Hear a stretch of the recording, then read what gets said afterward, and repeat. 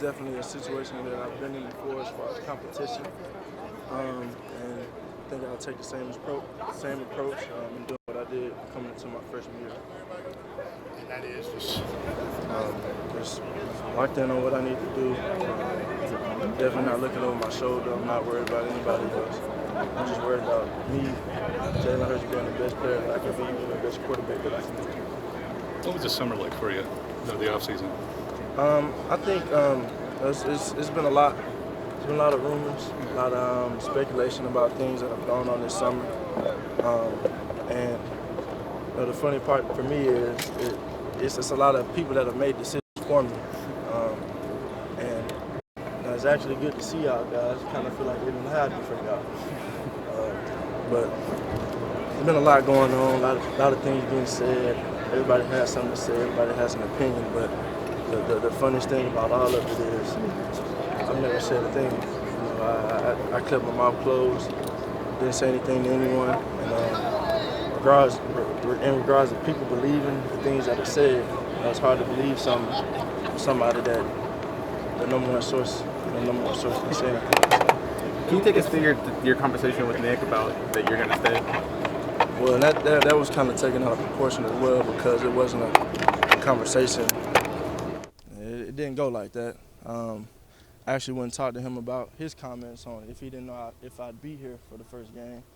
And we had a conversation about that, and I was kind of shocked that he said that. But me coming at him and trying to see what was going on and all that, then I told him, and I told him in June that I'd be here. I mean, it was never a decision that needed to be made in regards to me leaving. That was something that the kind of general media placed on me, and something that I never said.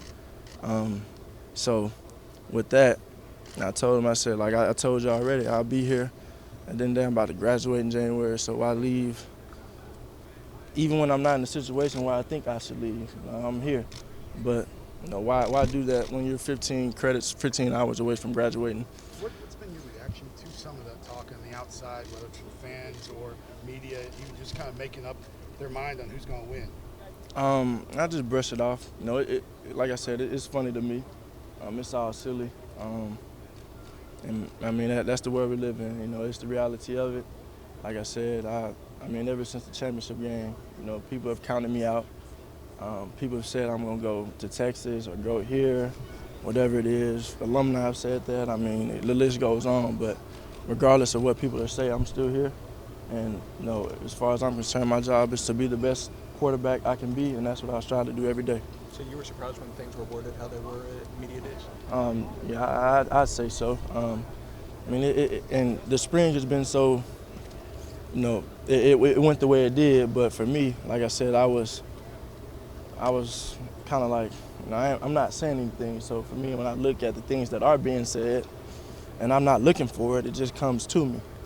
And when I see that those things are being said, I'm like, that's silly because, he said this, he said that, maybe Coach Saban said this, whoever said whatever. What did Jalen say? Not a thing. Did you want to say something, during this whole time to kind of clarify your position? Well, I think, like I said, they didn't want me to talk for whatever reason.